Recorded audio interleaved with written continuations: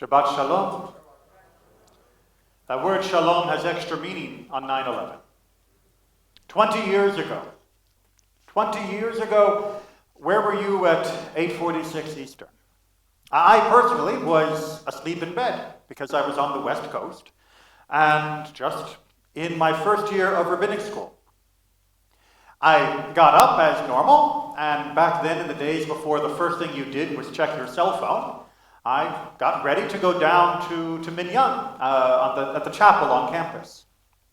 And as I got dressed and staggered out of the door, leaving my newly wed bride there in the house or apartment, my neighbor across the way, who was also a rabbinic student, opened the door to catch me as I was beginning to go down the stairs.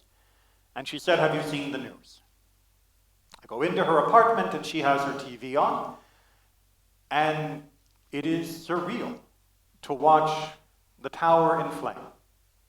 I watch for a few minutes with her. I find out more of what's already been said. And I go back across the hallway into my apartment. I make sure that Penelope is awake. And we watch the rest of that morning's events unfold in mute, in uncomprehending silence. Everyone probably remembers where they were when they saw the towers fall. What did you do next? After the dust was settling and it was clear that there were no more catastrophes immediately that moment, did you turn off the TV? Did you leave it on, staring at it for the rest of the day? All of the 11th, all of the 12th, 13th, 14th? What was the next moment? What did you do next following 9/11? This is something we've been working on for 20 years. I can tell you immediately, as far as my next, it's rather clear in my mind, because my next was eventually when it was clear that the attacks had been finished or thwarted, I went down to class to see what was going on. Now, it's not just because I am such an egghead teacher pet student that I had to be in school. I had the blessing of being at rabbinic school, of being in a seminary full of rabbis and professors of great wisdom, knowledge, and compassion. And I was blessed to be able to go to them to see what would they have to say. So I could go to my Mishnah class and expect that we wouldn't be studying the normal Mishnah, but know that my professor would have words to share on the event and the tragedy. And they did not disappoint. It was a day of camaraderie, of emotion, of understanding the ability for Judaism to conceptualize and to put into a frame of wisdom and of compassion that transcended what I had known before. It was the first time in my living memory when we had to pull together in this country in that way. Yes, we had gone to Israel rallies, and yes, I remember acutely going to the rallies when Rabin was assassinated and hearing the amazing words that Judaism could provide for us then. But that was there. This was here. And Judaism came to the occasion. It lived up to the need of the moment. And it helped immensely. But what do we do next? Once the rallies were over, once the invocations, the ecumenical events, the interfaith gatherings, what was next after 9/11? Do we know? Well, of course, there was the attack in Afghanistan. And to go after the Al-Qaeda groups that had perpetrated this attack, which were taking refuge under the Taliban. And the Taliban refused to allow the United States and the multinational coalition to go in to arrest the perpetrators.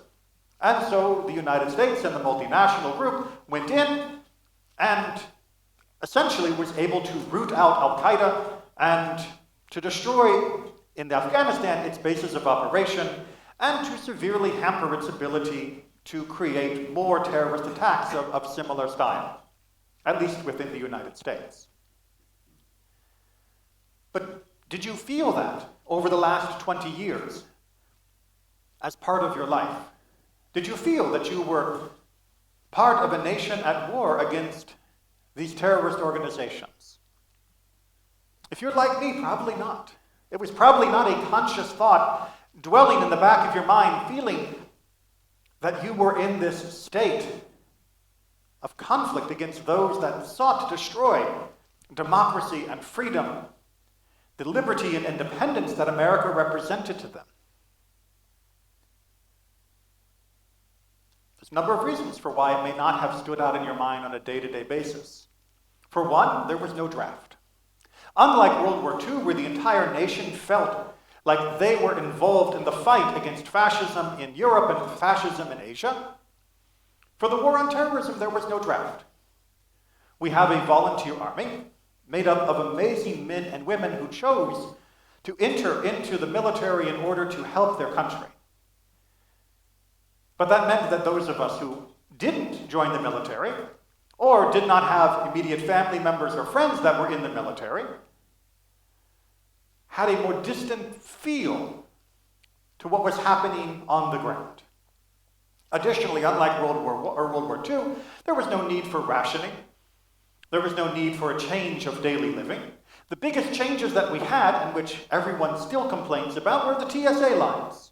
Oh no, it's so much harder to get on an airplane now. They make you throw away your little bottles of liquid. They don't let you bring your box cutter onto the plane. Woe is us. This wasn't exactly gas rationing, was it? This wasn't exactly food shortages, right? This wasn't exactly feeling like you were part of the effort. It felt more like the effort was an inconvenience to us. We were not working together. We were merely being bothered by what others were doing elsewhere and how it infringed upon our life. As Jews, we had an opportunity then, and we have an opportunity now to teach this country a different way to respond to these challenges. When I was a child, which is getting further and further in the rearview mirror, there was a common practice in many congregations of twinning. Does anybody remember twinning? Only 2 hands? Really? Okay. Right, education time. How many people here remember the Soviet Union? Okay, that's better. How many people here remember the Soviet Union's policy towards Judaism? A fewer hands. All right, so does anyone want to give a quick summary of what was the Soviet Union's policy towards Jews? What's that? Ostracism, hostility, right? Not really allowed to practice Judaism freely and openly, which meant that a young person that was coming to the age of bar or bat mitzvah was not going to have a ceremony in a sanctuary like this, to read from a Torah like these, to be with a community like this. And so there began a practice for Jewish kids to twin with a Russian kid. Well, any one of the kids throughout the Soviet Union. It was more than just Russia at that time. And they would get a name from Jewish agencies that were connected to Jewish families in Russia. So that way, when they were celebrating their bar or bat mitzvah, they would also be celebrating the bar or bat mitzvah of that Russian child. And that Russian child would know that they were not forgotten, that there were people in the United States thinking about them and wishing for them, and more than just twinning, there was massive activism in the United States among the Jewish population to help free the Jews of the Soviet Union. You may remember the Refuseniks.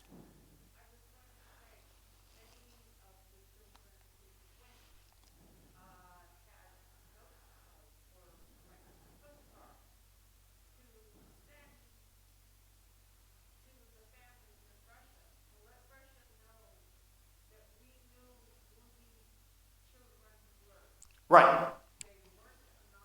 Exactly. There was publicity within each community when the twinning process happened in order that the Soviet Union would know that we were watching what they were doing to these people. and that they were on notice not to mistreat them more than they already were. Because that was the other problem, what we call the refugees. There were Jews who lived in the Soviet Union who wanted to leave. I wonder why. And the Soviet Union would allow them to apply to leave, and then it would deny them an exit visa. And then, having asked to leave the glorious Soviet Union, you were now going to be treated very harshly, if not imprisoned. And this became known as a refusenik. You were somebody who had been refused your exit. You're a refusenik. And again, Jews across the world, but especially here in the United States, I think we can be very proud of our contribution, worked tirelessly to compile the lists of people who had been refused, who had been taken into custody, or who had otherwise had their lives disrupted, and to lobby our government to change its policies in order to put more pressure on the Soviet Union to allow those people to leave. And little by little, it worked. The refuseniks were able to leave. Many of them came to the United States. Many of them went to the land of Israel and transformed the communities in both. I studied with a fencing coach that was from the Soviet Union, who had been able to get out thanks to the efforts of the United States and the Jewish people. And if you visit Israel, you will find that behind Hebrew, Arabic, and English, Russian is one of the primary languages of that country now, because of the number of Russians who are there. And they have transformed its culture and politics in many ways. But that didn't happen just accidentally. That happened because as Jews, we read about constantly, through our liturgy, through our texts, that there are Jews in other parts of the world, and we should care about them. I know, what a concept, that we should actually devote mental time and energy, and devote our resources, our political capital, towards the betterment of somebody who we will probably never meet, and who will probably never benefit us directly. We didn't help the Jews of Russia, or the Jews of the Middle East when they were expelled from those countries, or the Jews of Ethiopia, or the Jews in any of the other parts of the world that we have lobbied and worked on their behalf. We didn't help them because we thought eventually they'll help us. We helped them because that's what you do. God has called on us to be the guarantors for our brothers and sisters, to answer the question, are you the brother's keeper, as yes, and to do all you can to make their life better. To say each time that we sit down for a meal and we have the Birkat HaMazon, may God take those Jews who are in darkness and raise them to light.